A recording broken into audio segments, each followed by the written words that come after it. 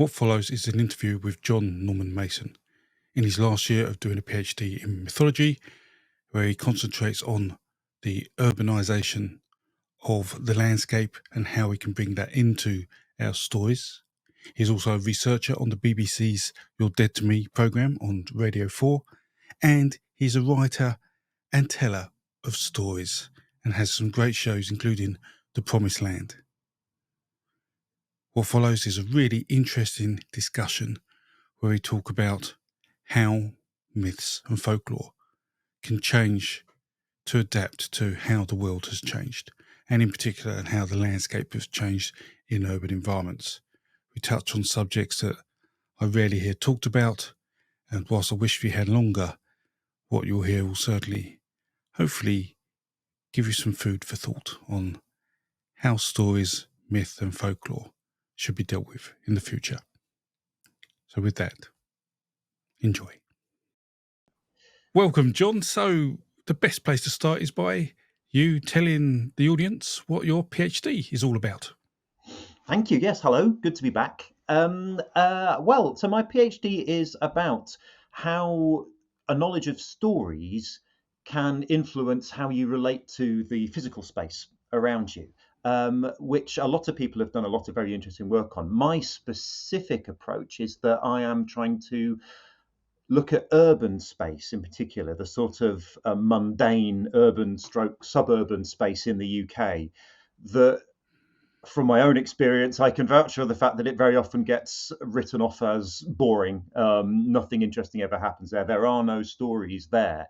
And there's a long body of thought about there being no stories in urban life. And I'm trying to open out our understanding of that to look at the stories that actually other people have in parallel been happily proving do exist. I feel that there are benefits not just to our own understanding of who we are and where we are, but also how we can use storytelling, which is what I do, for social change.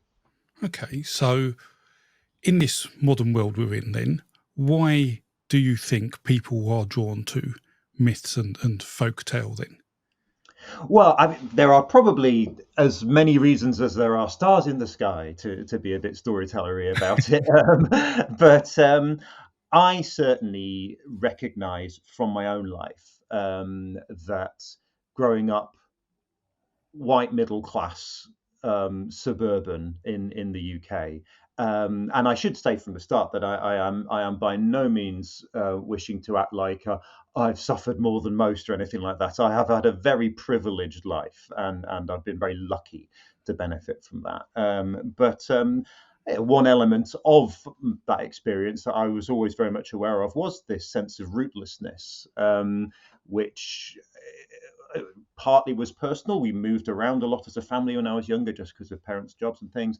But partly was a wider cultural kind of malaise, and I feel confident saying that because I've seen it in other people of similar age, similar backgrounds to me as I've gone through adult life. That this sense of the music writer Simon Frith calls it a felt lack of authenticity, and a sense that there was nothing real, nothing pure, or nothing even noble in an extent, to an extent rather, that to be found within that very sort of bland bourgeois sub-stroke urban existence. And then you come across these stories that speak of greater truths and more profound, deeper human experience, um, and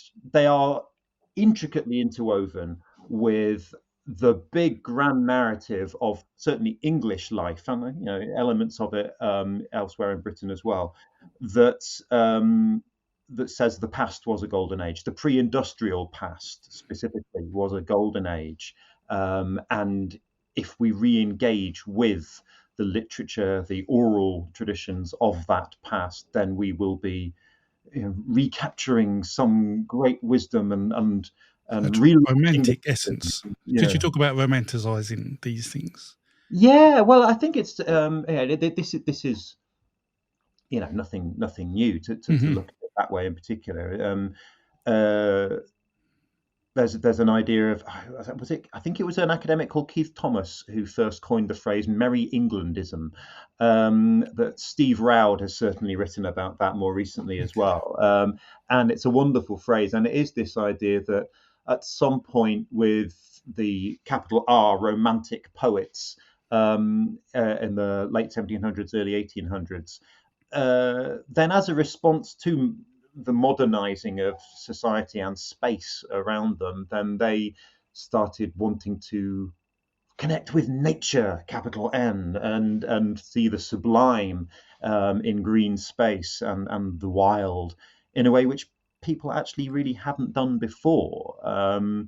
If you look at medieval and Old Testament takes Mm. on wild space, then it's dangerous. Don't want to go there. Mm. We Okay. want to beat it back and control it and tame it so that we're not going to get eaten and we can reliably grow food out the Yeah. ground and so on and so forth. And so it takes this different cast in around about the beginnings of modernity in a way, which was just taken even further by the generation who coined the term folklore and folklorists in the early 1800s, Mm. um, who were convinced that there's a wonderful line from, I think it's he called William Toms, I think, or Tom, who I really ought to know the name for definite, but the man who actually invented the term folklore elsewhere made a comment about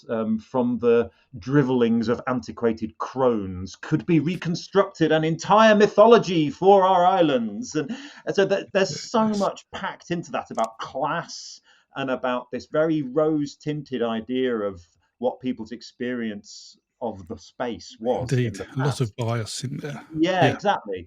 And as with folk music, we know that a lot of these Victorian collectors were very happily editing out the bits which didn't fit the narrative that they wanted. But they were preserving things that would have been lost, which is historically invaluable. But yeah, they framed it in a particular narrative, which we are still living with now, which was, I think, very romanticized. Okay. So you've just had something published. This was it, Mythmaking the Urban, which Hmm. I'll reference in the description below for everyone watching. Thank you. In there, you talk about eco storytelling. Hmm. Then, so how do myths and folk tales help us understand these modern challenges? Then, how do you, like climate change or the urbanization of the world? How are we changing it, or how do you expect change to happen? Sure. Yeah. Well, so yes. So the book chapter that I've got, I sort of give a bit of a summary of this, but it's a whole field of work which other storytellers, not me, have been doing much longer and doing wonderful things. So two people who I know who are amazing at storytelling for environmental awareness are Joanna Gilar, who runs the wildstorycommons.org website, and Lisa Schneider as well. Oh, I know, Lisa. Yeah. And yeah, they both are wonderful examples of trying to refocus our attention on the the other life around us, the non-human life that we live among, whether that's animal life or plant life, and doing so by retelling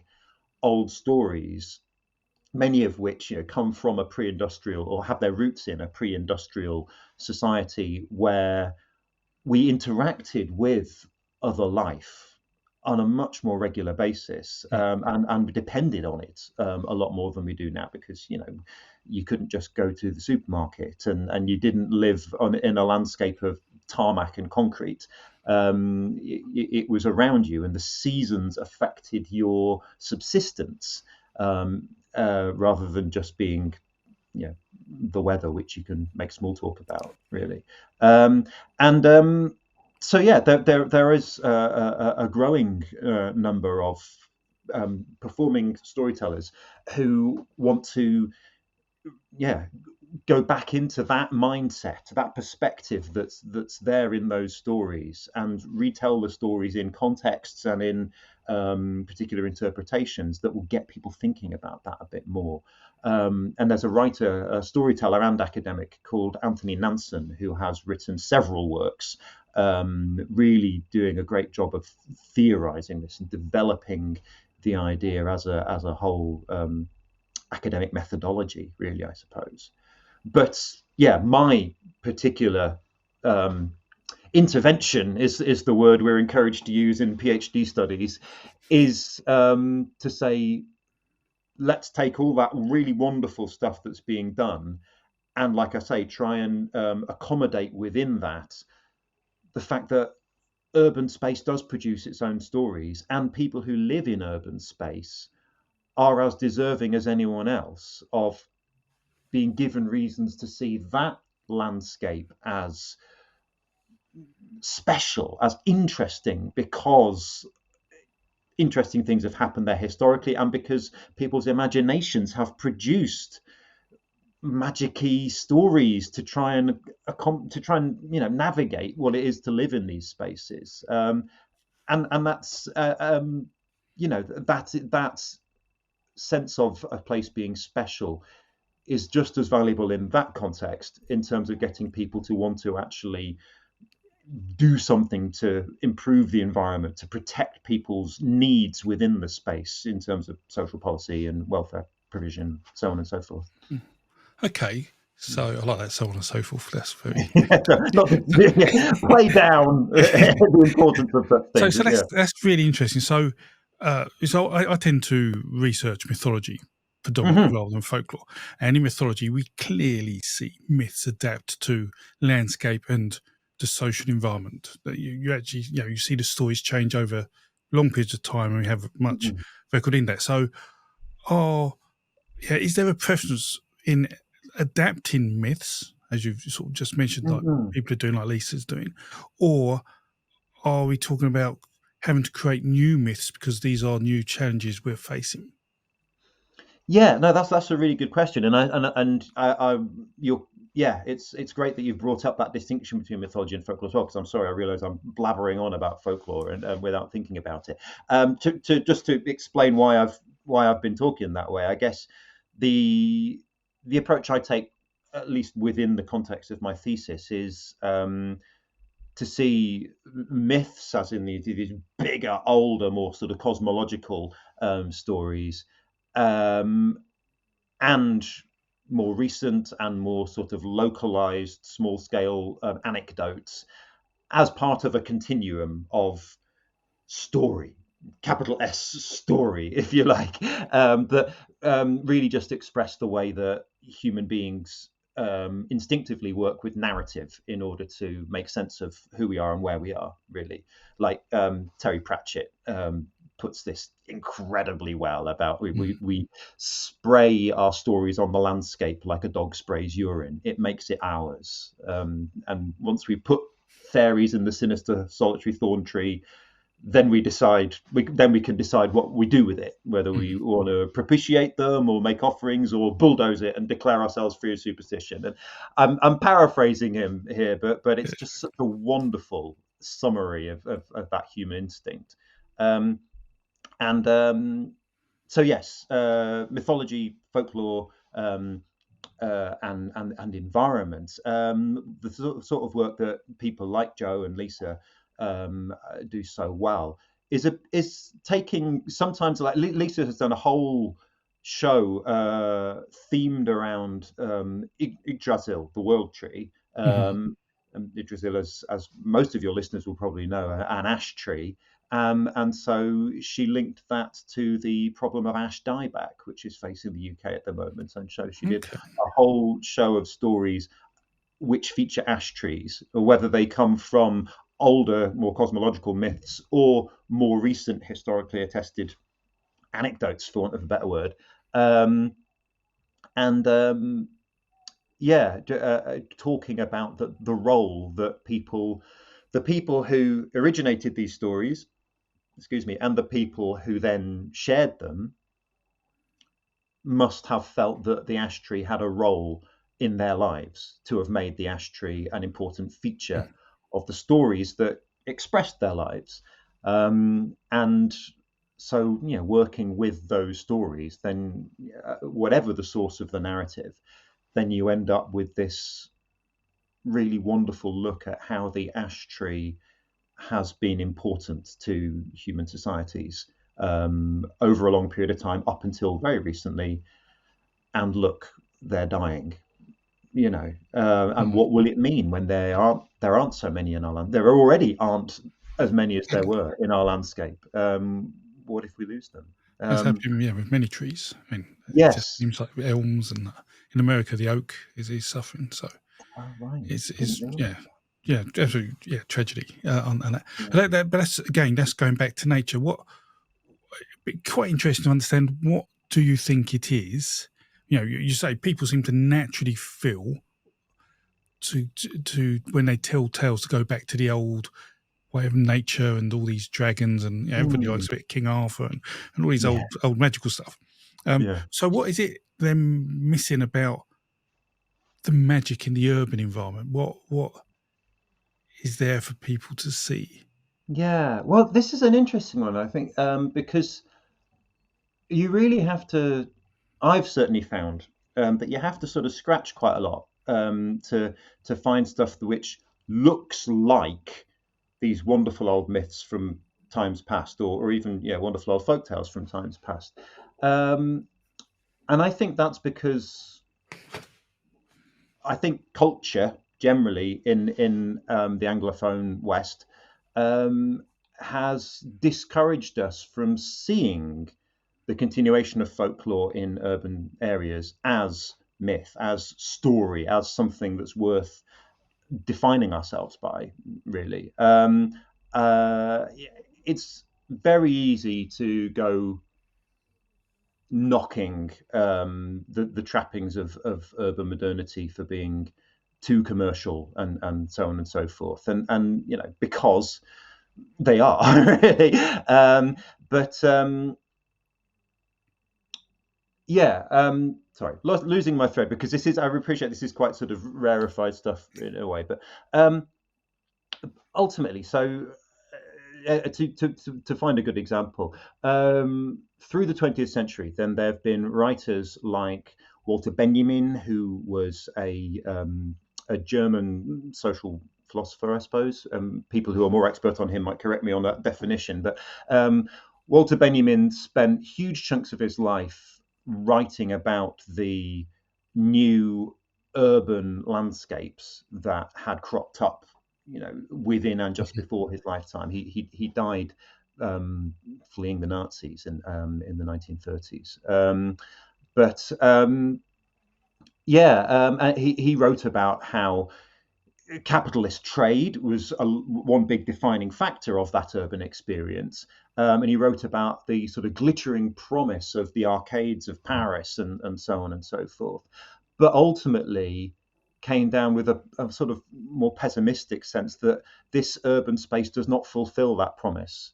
It advertises a wonderful life which actually is not available because it's grey and concrete and crowded, and there's nothing fulfilling there. And the communities that once existed in those spaces before they became urbanized to hell, um, they had stories that were engaged with the land and which told you about who you were and where you were. But those communities had been shattered, and so the stories had been lost, and we didn't have anything to replace it with.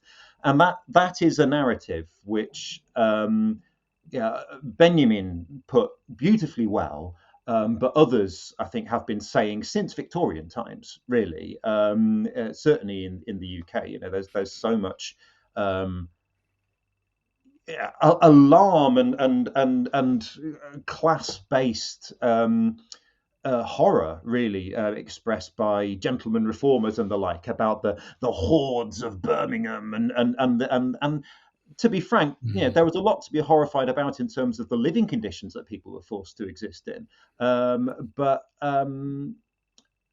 not to go on too great a digression, what all of these commentators missed, I believe, is that while people living in these conditions and people living in these urban settlements through to the present day no longer tell those old folk tales that used to be told commonly, that's only really because, just as you've said, the stories kept on evolving to fit the new situation. And so these people who had adopted this early folklorist's attitude of a folk tale looks like the drivellings of antiquated crones in a rural setting, were looking at popular culture in urban Europe and thinking, well, they don't have it anymore, and completely misunderstanding the fact that it just kept on adapting, Yeah, kept on changing. evolving. That's Yeah. a brilliant. Yeah, because much I could talk about here. We can start getting to the nuts and bolts. So things to me, things like the American Dream is Hmm. a myth, or and you talk about people have these sort of capitalist dreams or whatever. They think they're success if I move to the big city, standard Hmm. sort of story, but no one gets it. But we forget they're just a story. It isn't a new story; it's an old story. There was no prince who killed the dragon and got a pot of gold. That prince did not exist. Yes. Um, Yeah. you know, Absolutely. Yeah. if you hear a perfect story that is brilliant and wonderful, chances are it didn't happen. Yeah. It is just a story. Yeah. It's this like purified kind of archetype that Exactly, when and you people sort of forget that because yeah. they're living in the now in it, and I feel the world is speeding up, and records are new to songs recorded that you could play back and new to us, and they're all stories, Mm, very bland, simple stories nowadays, but yeah, they are those, and so you get a quick hit fix on those. We've got books now we didn't have, and so the art of storytelling and the stories are huge. I mean, I'd imagine well, that's hard to privilege, but certainly many of the ballads we have from a few hundred years ago certainly aren't, Game of Thrones or Wheel of Time length novels by any stretch of the imagination, are they? They're small. So, mhm. do you think not only has the urbanization of the world or parts of the world where we're talking about changed things? Do you feel that actually the technological revolution has also changed the appearance of a folk tale, and Mm. and therefore its strength in society and promising things? Yeah, I really do. I do. I think. I mean, you're absolutely right about the way that songs. That's a really obvious example that a pop song is 3.5 minutes. A pop song is 3.5 minutes because that was how much you could fit on one side of a disc when the Yeah. record industry first really got going, and that's the only reason. But that's now an established norm, isn't it? And excuse me. Yeah, so I mean, I think when I look at my own life and I think about the stories that informed me as a child, which are the myths, the big mythic narratives that really informed my life and gave me a sense of how I ought to act, then yeah, there was Robin Hood and King Arthur in there, but much more overt and certainly picked up by more of my peers would have been He-Man and Transformers, Thundercats, and Star Wars in a massive way, really. Yes. And I know that I've always been well aware of that, well aware of that. And when our kids were tiny and we'd have conversations about do we give them guns and things, not actual guns, obviously, Yeah. plastic guns and the like, and legitimate questions being considered about, oh, is that just encouraging violence and things? And I would look back and think, well, actually, for me, I was always playing games like that because I'd absorbed these narratives about you have to confront evil. You have to try and make things better. And the myths that showed me how that works were people doing it with guns and things, which is an imperfect model. And I'm not trying to argue that actually that's fine and everybody should be allowed to play with guns. But But it's just an example of how I know that there are still mythical narratives available to us through digital electronic media, whether it's made for capitalist reasons or whatever. It's there and it does inform our lives. A big difference, though, is those stories by and large aren't set on the road where you live. They Exactly. might, some of them, like from certain approaches to pop music, for example, especially like punk or hip hop, some of them are going to be set on roads like where you live, Hmm. which is good. But because it has all been taken up away from our life into the sphere of an entertainment industry, then it is much less common now that the stories we interact with that help us define how we are supposed to exist are directly rooted to the space that we live in. Um, so that is something that I'm trying to approach in my storytelling practice and in my thesis. But just to sort of add to that, as I've suggested already today, um, that's not to say that narratives haven't already carried on going within the communities and the spaces we live in, but we just don't see them as being as important as Marvel movies, for example. And the writer who I thought put this best is an American anthropologist called Kent C. Ryden, who came up with the idea of the invisible landscape, which is that the physical landscape that we each move through on a day-to-day basis, each of us also personally overlays that with an invisible landscape in our heads, in our imaginations, which is made up of things people have told us about it, our cultural expectations of what this landscape ought to be like, personal memories of that's where I came off my skateboard and scraped my knee. That's where I had my first kiss. That's the alleyway where I got beaten up. All those things, and yeah. So all of that is stories, really. I would say all of those are narratives that speak to us on an emotional level, more than an intellectual one, really. And we do walk through that storied narrative all the time. And then you can factor into that the few examples that do still sort of spike above that to grab popular attention, of what people would probably call urban legends, really, Mm. of the attempts to grapple with the mysterious and the unknown that produce stories about. Or I bet, how many of us know a house that is clearly haunted? Even if you've never heard a ghost story about it, there's that house that you walk past, maybe 2 or 3 times a week, that is falling apart in a way that just looks creepy. And yeah, and so that that sense of a haunted house, that's informed by the movies, but it is also informed by the stories that you hear about houses that are haunted, which you might encounter in a book of ghost stories, or you might encounter around the campfire at some sort of youth group, or you might encounter over the table in a pub, or those magical narratives, for want of a better word, do still exist, and they are attempts to grapple with the experience that we actually live in. Oh, yeah, urban legends are an interesting one, definitely. So, I think one of the things that may have changed, and I'd probably say a better question to ask, maybe actually to touch on that, is, what is the difference between myth and folklore? You see, Mm, it's a troubling question, because no one's actually agreed what myth and folklore really is. So I could ask 100 academics and yeah, probably get 100 versions of an answer.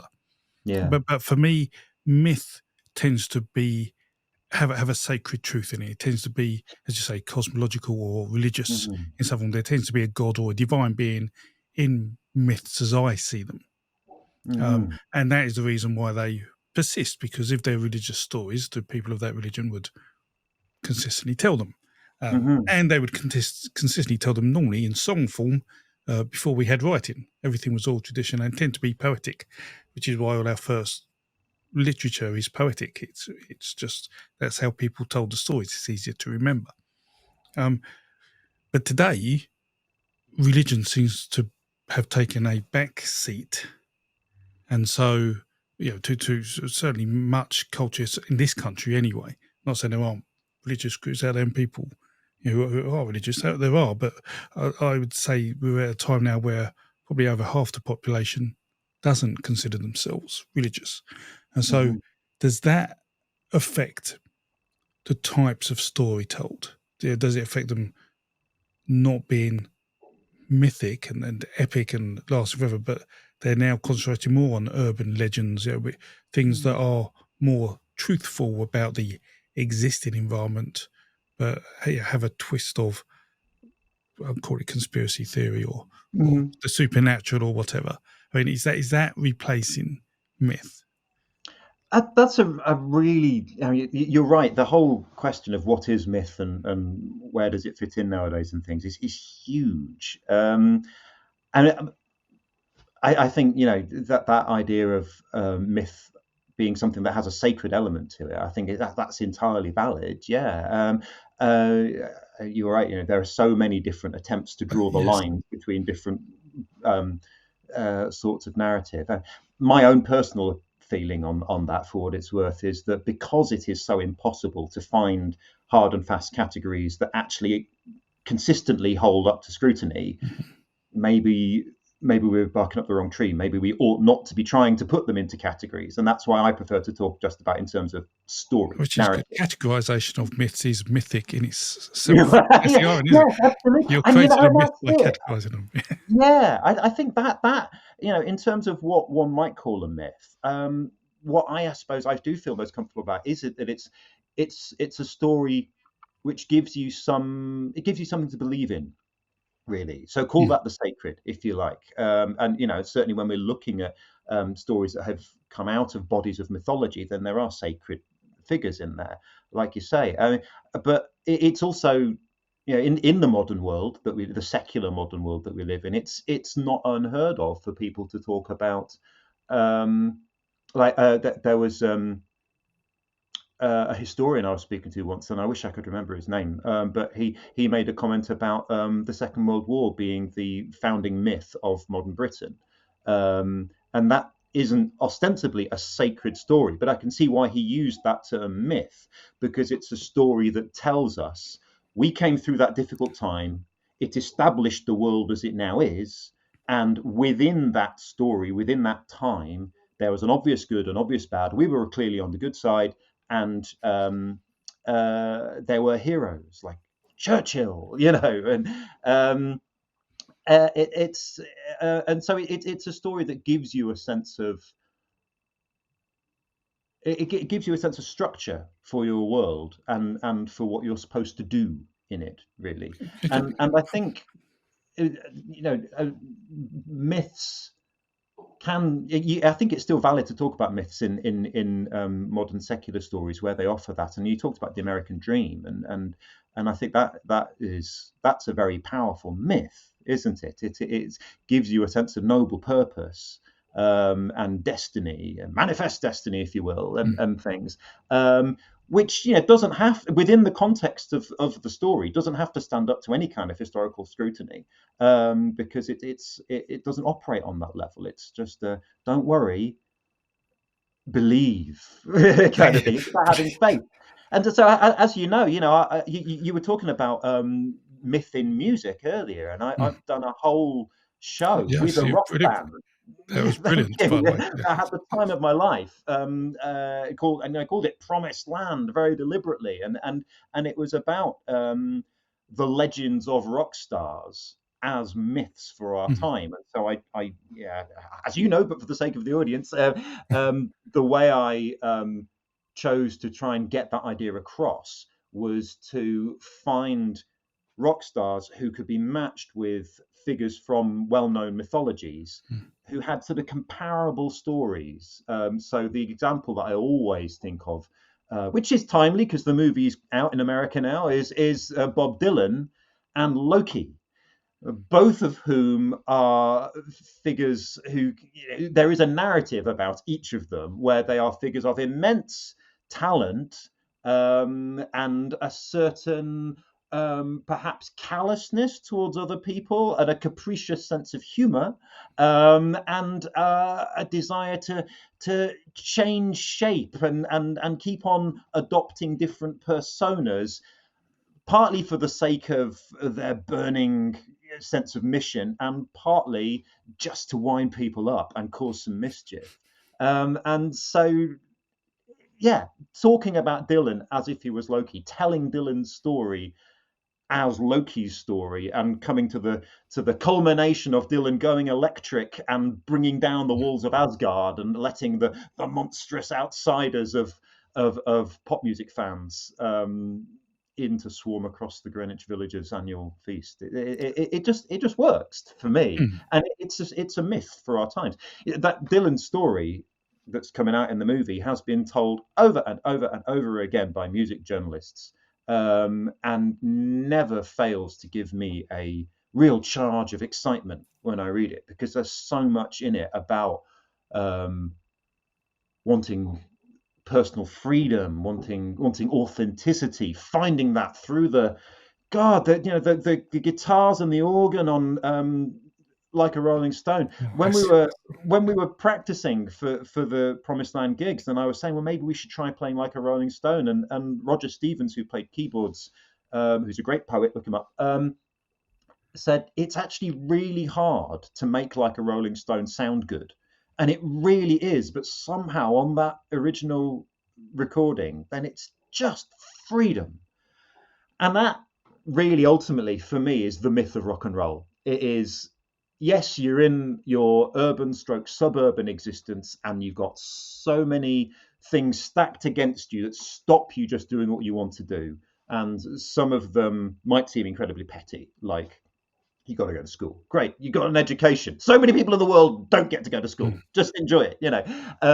But in the moment, as a child, as a grown up who's got to go to work to earn a living, especially when faced with, maybe Walter Benjamin was right, the promises that come from capitalist technocracy.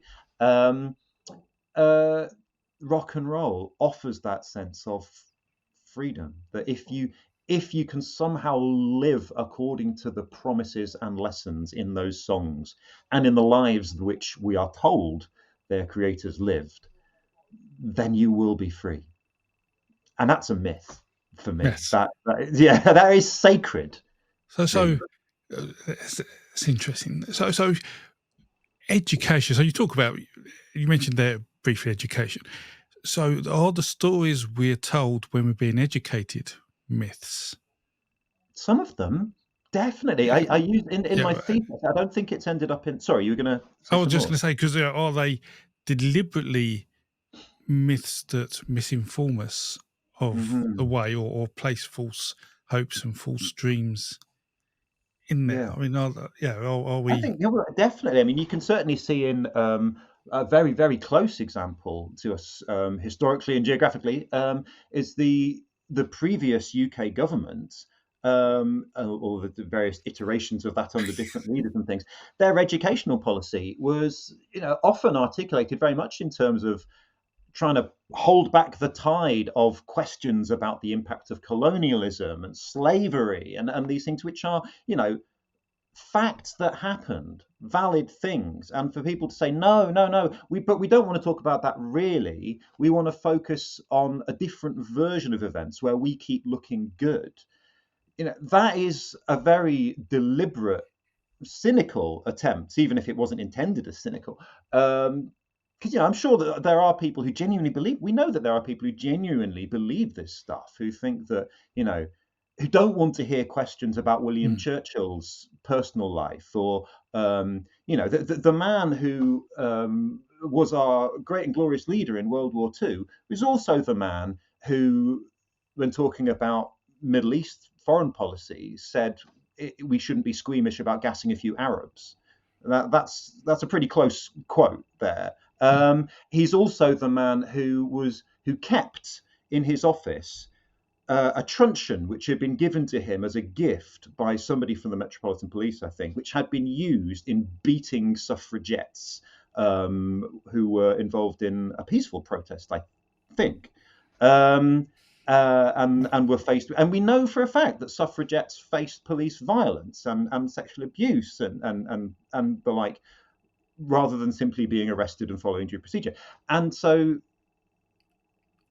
Churchill is a deeply complicated character, and it is historically, intellectually, personally honest to engage with those questions. And any attempt to force a version of history teaching which refuses to do that is instead spinning a myth, isn't it? Mm. It's saying, no, no, no, no, no, no, no, no, no, it's the way we believe. So I'm not trying to be controversialist here. I'm just No, saying that, it is. Yeah, like question answer. But that also raises a really good point about how you call it urbanization, but I call it sort of the technological revolution, how the last century has changed so much. And has it changed so quickly, our stories haven't been able to keep up then? I.e., so we do end up glamorizing Churchill, yeah, and look at the good parts. What do you call them? Good parts. What he would consider the successful parts of his career, rather than the lesser successful. And is yes, that the right yes, thing to do? yeah, I mean, when we talk about hero stories, and mhm, the Sigurd and Fafnir, you don't talk about Sigurd and all of maybe some of the bad things he may have done. They're not mentioned in myth.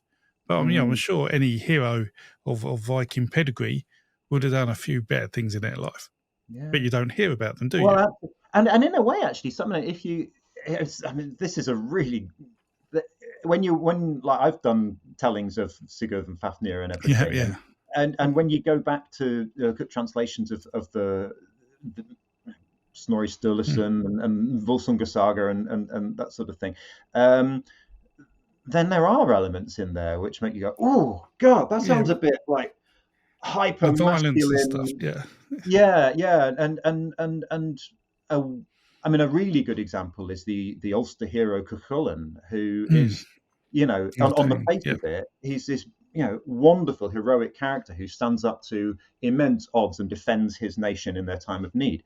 But I actually, when you read again, you go back to translations of the early medieval manuscripts, he's a really unlikable character, because he apparently has absolutely no compunctions to be unfaithful to people who give up their whole lives and social positions to be betrothed to him. And he, yeah, has very few good words for anybody around him, to the extent that he comes across as a really yeah, bullish, Well, yeah. I mean, arrogant, yeah. but But you again, need someone like that to be the hero, and in yeah, which case absolutely, you only hear the good things about that in the tale. When you exactly, finish the yeah, tale and like Ireland's created and yeah. they're like, it's a great story, you don't go back and then pull it apart. I mean, I was saying we should.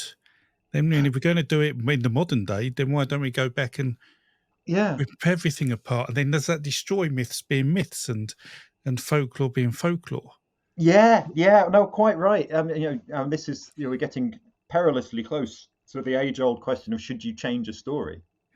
Or And just rewrite it or do new versions? And yeah, and I'm sorry to say, I'm quite okay with changing stories because they have always changed, and so like Cuchulainn written like that, or Sigurd written like that, when the oral texts were put into writing, it froze a moment in time when actually for the people who telling the story, that was exactly what you wanted a man to be. That was your model of heroic masculinity.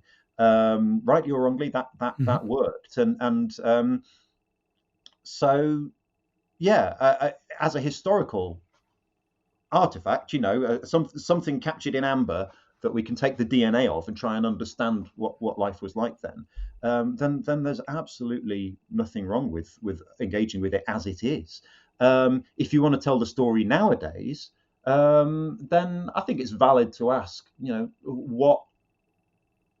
what example is this story setting, really? And Mhm. Tolkien, J.R.R. Tolkien himself, in his famous lecture on fairy stories, he made the point that all those old stories, oral stories or whatever, any element in them can be popped out and replaced with the greatest of ease, and that was going on all the time.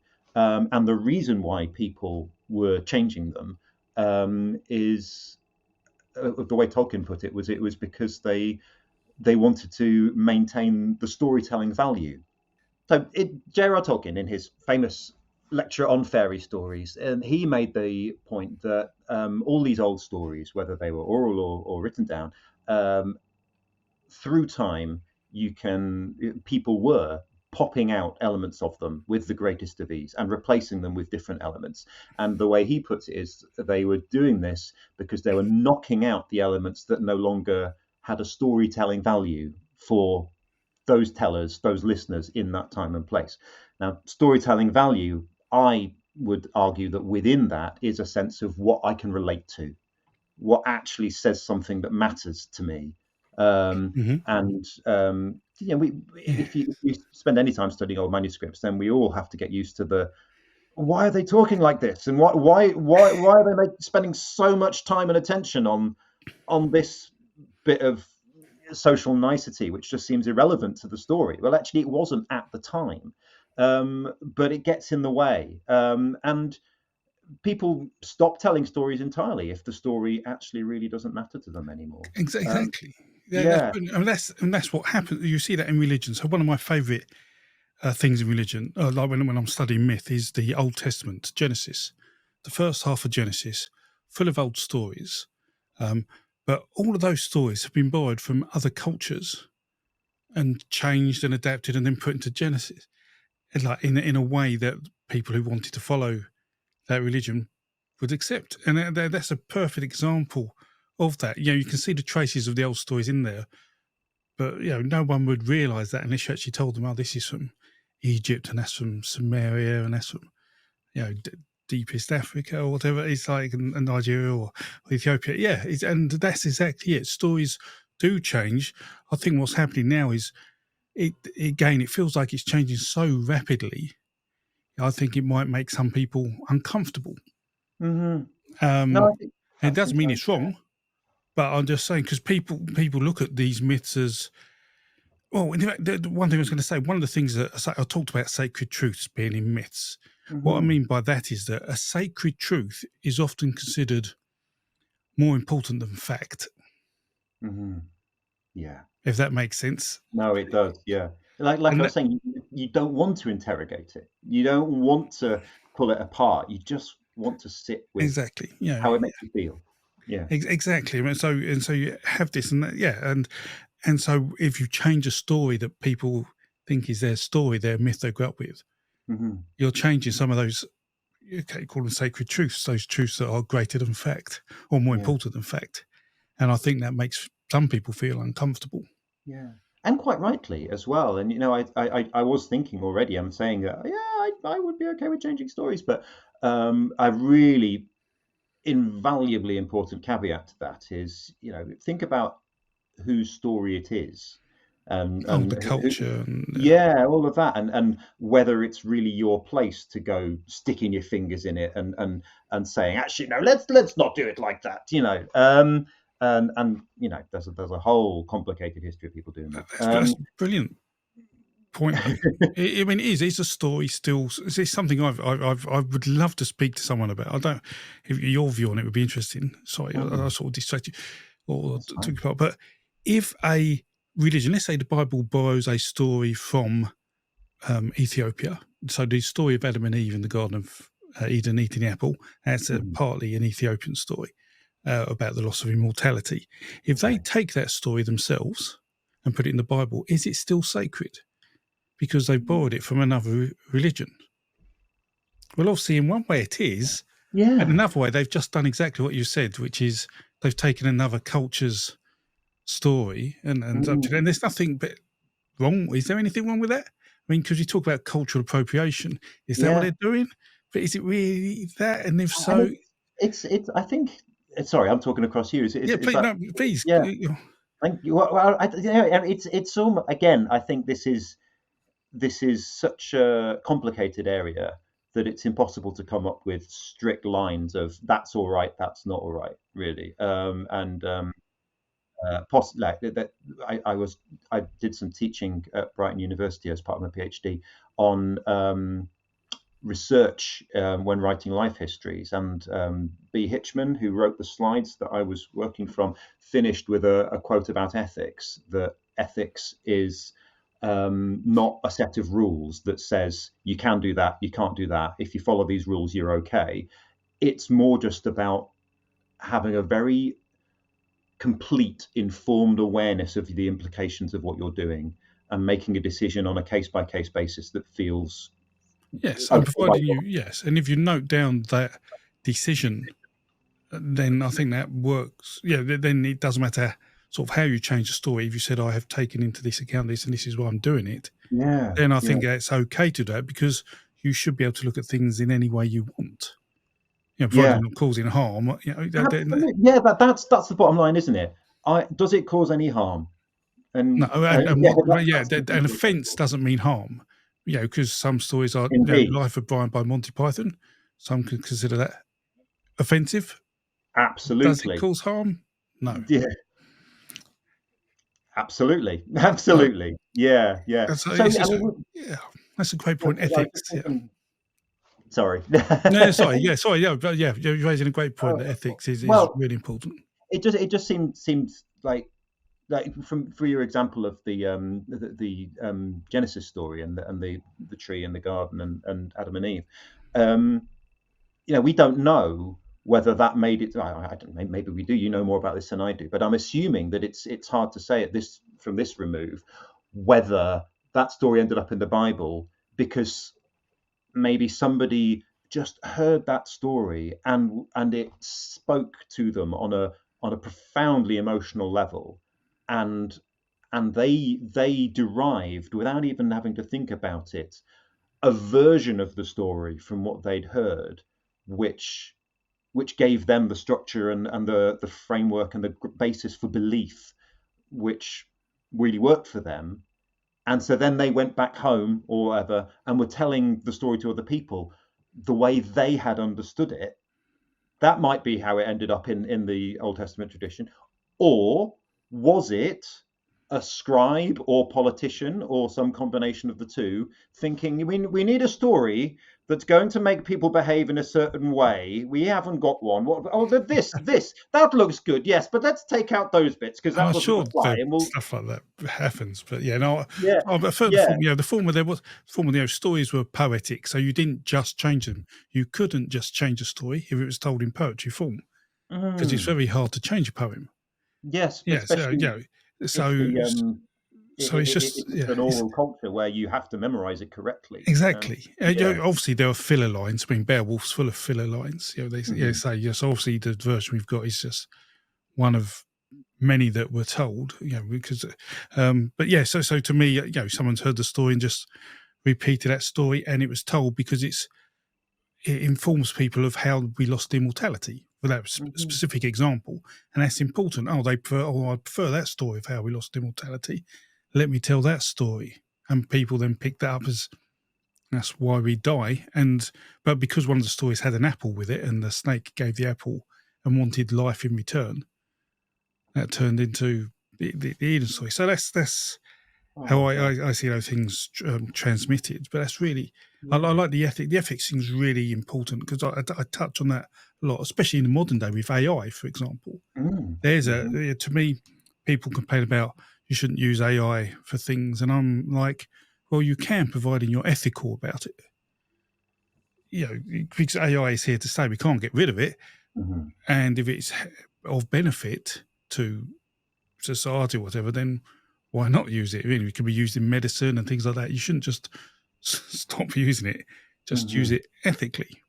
Yes. Then that's. I think that's going to come because at some point, I'm sure AI will be. Well, it's already writing stories, and I'm sure at some Yeah. point someone's going to auto-generate stories, and I think that's already starting to happen. There's a new publisher out that's doing that and wants to produce a book every literally 30 minutes next year, or this year now, a new book, and it's like, is Mm. that ethical? I I mean, mean, where it do makes you?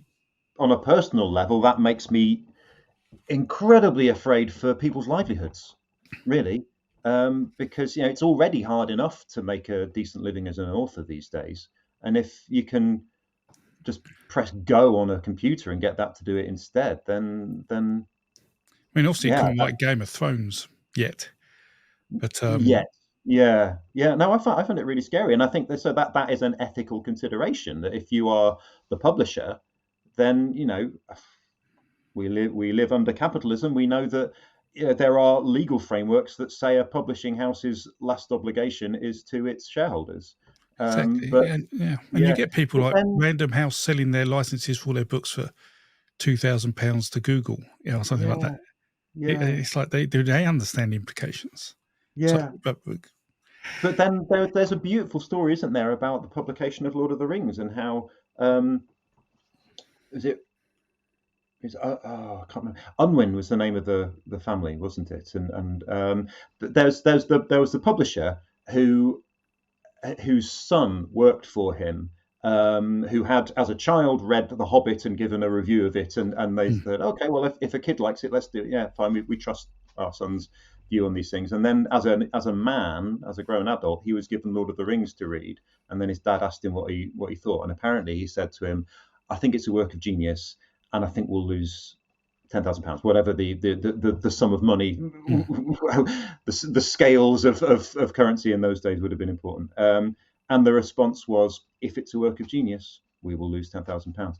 And so that What a there's marvelous ethics world that involved in was. that Yeah, decision as well. What's that? what a marvelous world it was back then. That's And there I mean, you go. creativity The was. rose-tinted view of the past. Is it Which rose Tolkien tinted? Is it is full it of. is it wrong to publish something at a loss because it is a work of genius?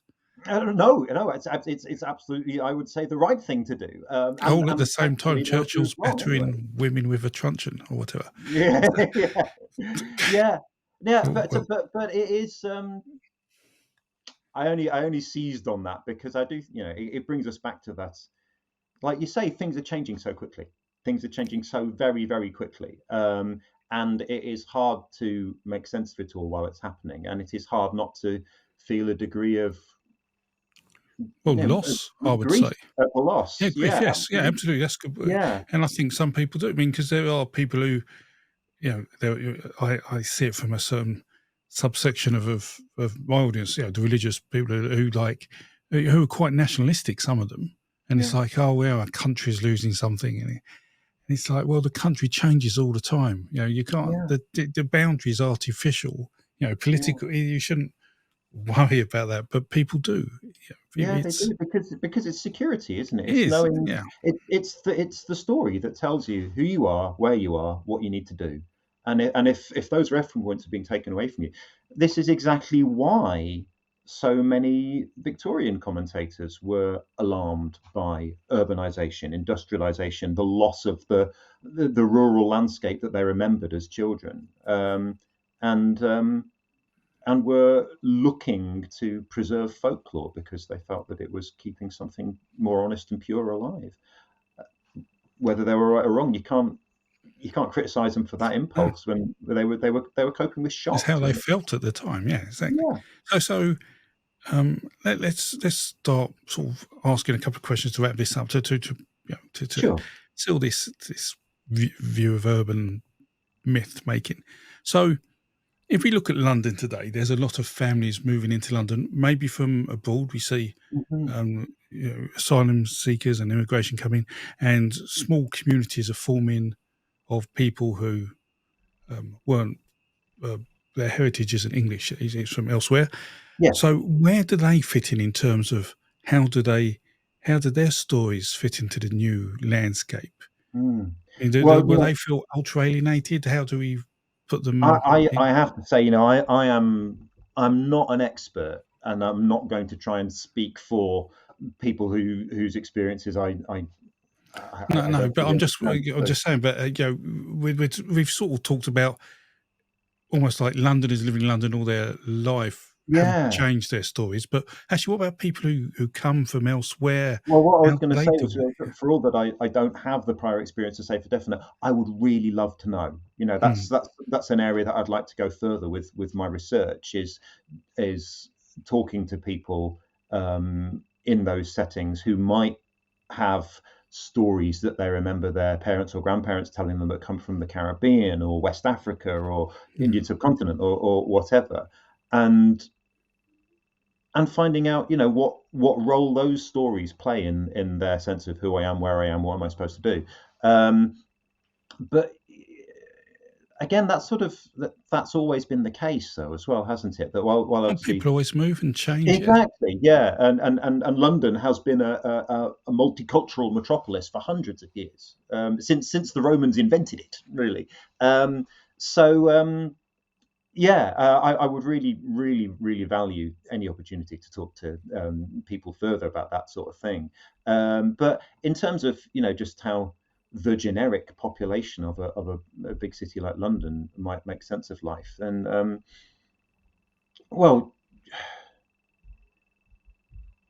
we know from looking back across the past couple of hundred years that every now and then stories do just sort of spontaneously happen, like Spring-Heeled Jack in Victorian times, that Mm. people were suddenly this idea that there was this leaper from the fog who was either some sort of hyper mechanized thing and somehow at the same time a spirit.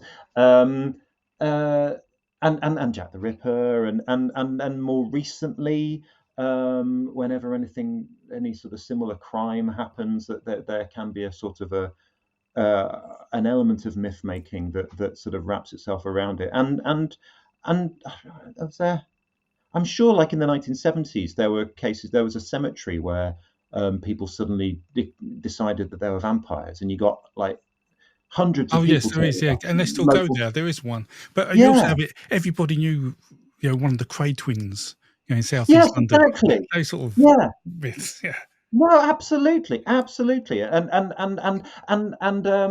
the alley that David Bowie's picture was taken in for the cover of Ziggy Stardust. It's, you go there now, and it's a heritage site. And oh God, I was at a conference over the summer, and as I was walking to the station, this was near University of Roehampton, then from Google Maps, I discovered the Mark Bolan Shrine, and it's the tree that the car crashed into when he died, which is whoa. But and it's and there's this immense shrine of photos and gifts, and steps up, and a statue, and things, so I think, there is that this is what I mean about that desire to interpret places through stories, and to latch onto those events which sound like they have some sort of mythic meaning, even if for the people involved at the time it was very much more gritty. Mm.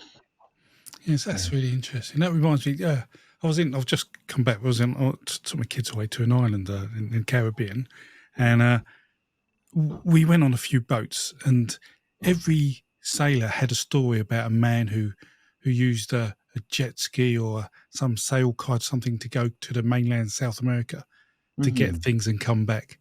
They all had this story of this hero who went there, got chased by the police and the coast guards, and Wow. it's like, no, Yeah. that can't all be the same story. There's just, it's Yeah. like, and I was like, yeah, that is an urban legend, this Yeah. mysterious man. Absolutely. I just thought, yeah, it happens not just in urban settings, but all the time. These stories are Absolutely. created about these wonderful things that you say, this truth that actually can't be factually correct, but we want to believe.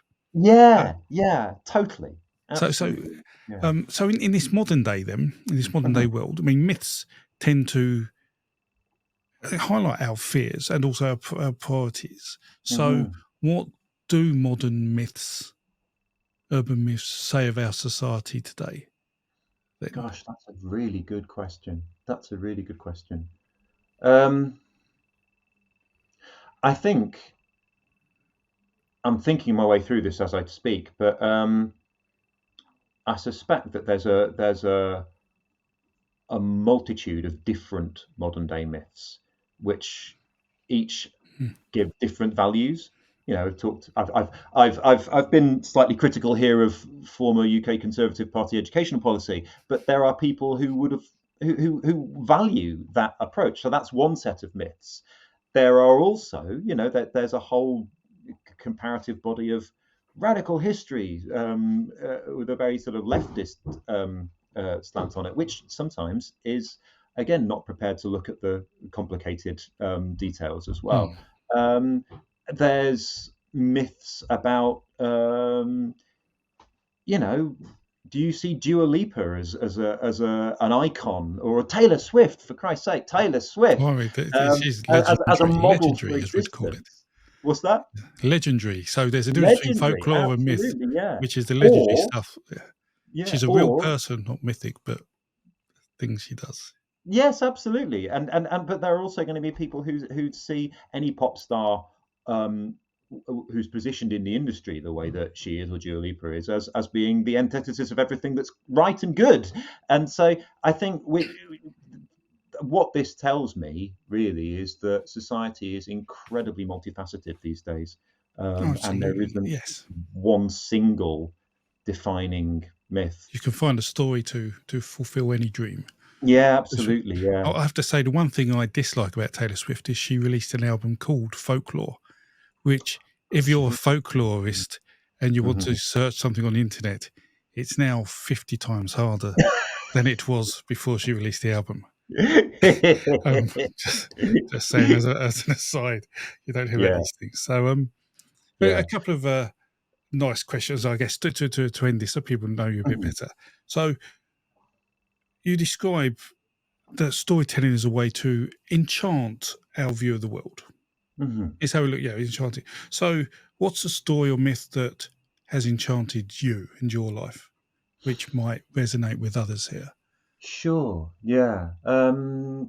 Well, like, I know the obvious answer is the first thing I would always reach to is actually an old medieval story, and it is the fourth branch of the And Mabinogion. Noggy on the Island, I thought it Yeah, was, yeah, a the what, fantastic story. yeah, generally known as Math Fab Mathonwy, but it's the story of Blodeuwedd, the woman made of flowers, and Llay, her betrothed. And I just feel like there's so much in there of humanity, of people trying their hardest to rise above the unrealistic standards that their societies presented them with, particularly about gender, but other things as well, and to rise above their own more vengeful, more narrow-minded, more self-interested impulses, to try and do the right thing by each other, and not always getting it right. And that's life, really. Fantastic Yeah. book. And okay, and for those watching, if they wanted to write a myth or folklore for Mhm. today, to reflect their own lives, their own communities. You do Mhm. talk about people, coming here and if they wanted to write something, what advice could you give them to do that? I think my advice would be, to start with, try not to be consciously writing a myth, really. Hmm. Just write a story. Just write a story that says something that's important to you about who you are, where you are, what you think people ought to try and do in that situation. Um, and I would like, theoretically, elements of the cultural narratives that we might call myths that inform your own sense of that will start to feed through in that, um, Hmm.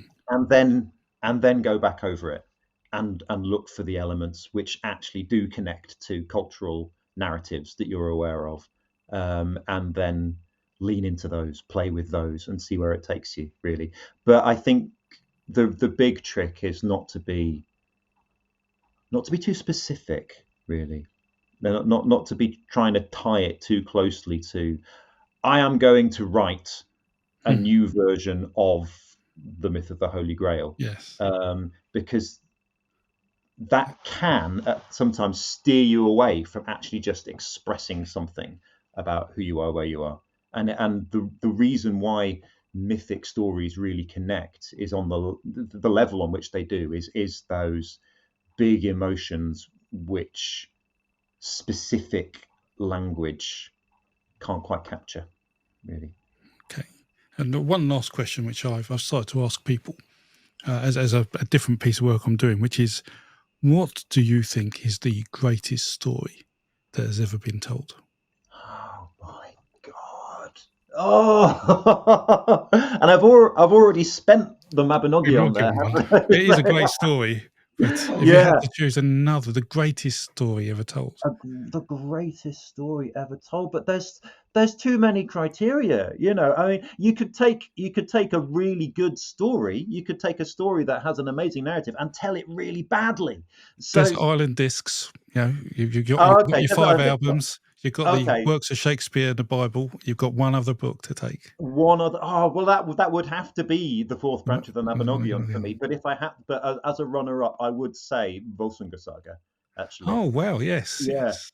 for very much the same reason. That again, you see people trying so hard to do the right thing, whether it's because society is demanding something of them, or because they are feeling hurt and angry or whatever. And sometimes they manage it, and sometimes they don't. Usually they don't. But I don't know what it says about me. I somehow find that hopeful because it shows us what we could do. Excellent. Jon Norman-Mason, thank you very much. Do you want to tell anyone what you're up to? Have you got anything going on, stories Oh to tell, gosh, websites to yeah. promote? Well, I'm not sure when this is going out, but on Sunday, the 12th of January, then Jason Buck, who's an amazing storyteller, and I Mhm. have an online gig in the evening. This is Tales of Brain and Brawn. And that's just going to be fun. Lots of old folklore and more recent stuff as well. And then on Monday, the 10th of March, we're doing the Promised Land rock and roll gig at the Rope Tackle Arts Centre in Shoreham under the Rope Tackle Storytellers banner. Wow. And then Rope Tackle Storytellers will be putting that out online the following night, Tuesday, the 11th of March. It's So, well worth yeah, going to if you're in the area. thank Excellent, you. Jon. Always a pleasure to catch up with you. You too, John. Take Always. care. You Thank too. you.